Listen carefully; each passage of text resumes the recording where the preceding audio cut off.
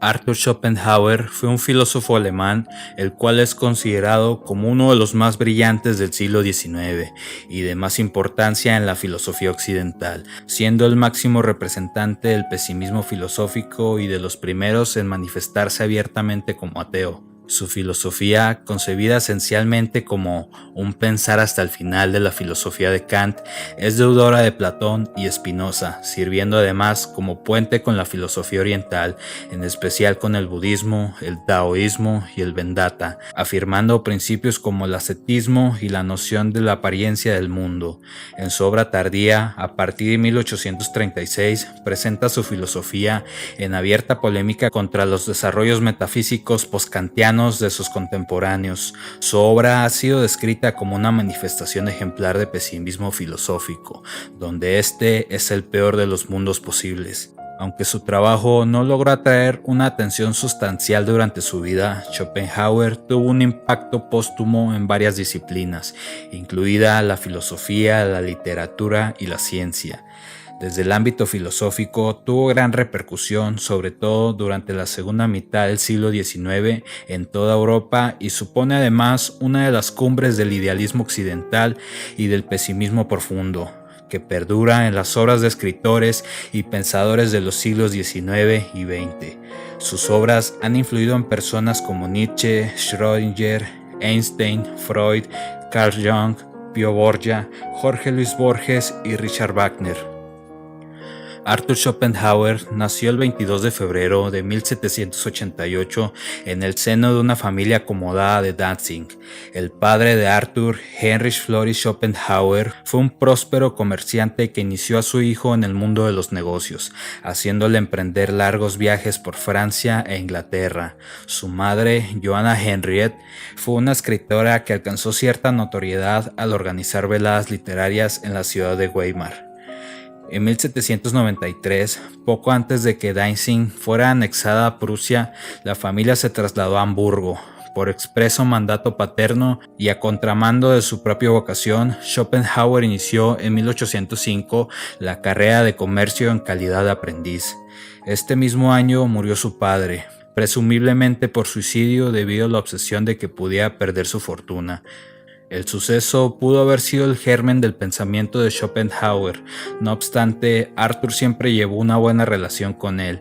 Estima que aparece en sus escritos al agradecer que su independencia económica heredada de su progenitor le hubiera permitido llevar a cabo su verdadera vocación.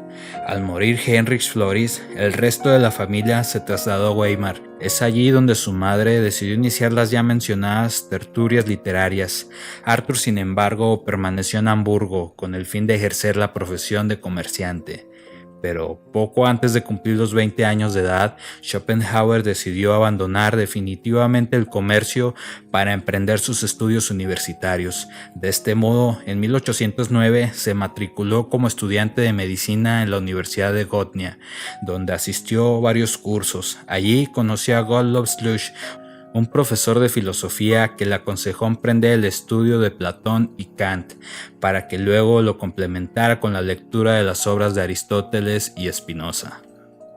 La lectura de estos autores despertó en Schopenhauer su vocación filosófica y en 1811 se trasladó a Berlín, donde estudió durante 2 años.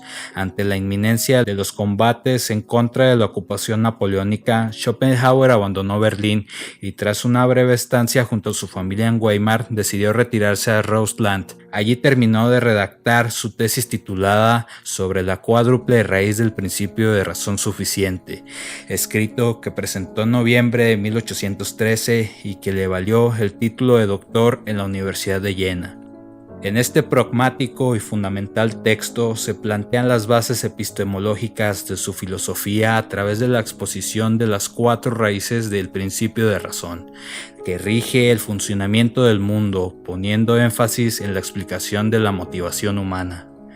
Poco tiempo después regresó a la casa materna en Weimar, donde tuvo ocasión de vincularse con Goethe y de conocer al orientalista Friedrich Manger, quien lo introdujo en la antigua filosofía hindú. Las conversaciones con Goethe en torno a temas relacionados con la teoría de los colores del poeta condujo a Schopenhauer a elaborar una teoría propia al respecto que plasmó en su segunda obra sobre la visión y los colores de 1816.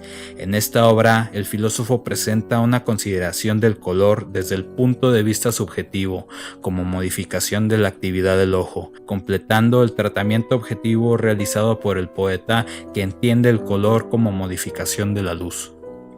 De la fusión de las doctrinas brahmánicas y búdicas con las enseñanzas de Platón y Kant habría de surgir el núcleo del propio sistema schopenhaueriano, sistema que quedó definitivamente plasmado en su obra capital, El mundo como voluntad y representación. Esta obra se imprimió con fecha de 1819. La idea principal del libro es que el ser humano es eminentemente voluntad y su expresión fenomenológica es la representación. Desde ese punto de partida desarrolla una suerte de compendio ético para vivir filosóficamente bien. A pesar de las grandes expectativas que Schopenhauer había cifrado en su obra, esta resultó un rotundo fracaso. Tanto fue así que 9 años después de su aparición todavía quedaban en los depósitos de la editorial 150 ejemplares de una tirada de 800, muchos de los cuales a su vez habrían sido reciclados en lugar de venderse. Entre los años 1818 y 1819, Schopenhauer viajó por Italia y visitó las ciudades de Florencia, Roma, Nápoles y Venecia. En el verano de 1819, a raíz de una crisis financiera sin mayores consecuencias, se vio obligado a volver a Alemania. Una vez allí, decidió entrar en la docencia. Fue admitido como profesor en la Universidad de Berlín, donde comenzó a dictar clases en marzo de 1820. Schopenhauer emprendió en 1822 un nuevo viaje a Italia. Más tarde, en 1825, regresó a Berlín, donde intentó infructuosamente regresar a la docencia.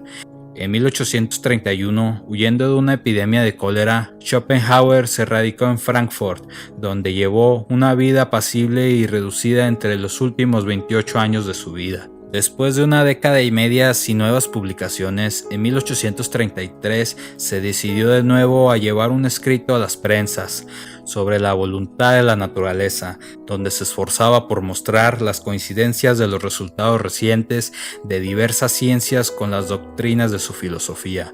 Más tarde, en 1851, apareció una colección de ensayos y aforismos publicada bajo el nombre de Parerga y Paralipómena. Esta obra le permitió a Schopenhauer alcanzar finalmente la repercusión y el renombre que por tanto tiempo le habrían sido negados. En 1854 se reeditaron el escrito de 1816 sobre los colores y sobre la voluntad de la naturaleza, ambos con abundantes adiciones y cambios. La tercera y última edición de El mundo como voluntad y representación tuvo lugar al fin en 1859. Otras reediciones sobre la cuádruple raíz del principio de razón suficiente fueron realizadas póstumamente siguiendo indicaciones de Schopenhauer.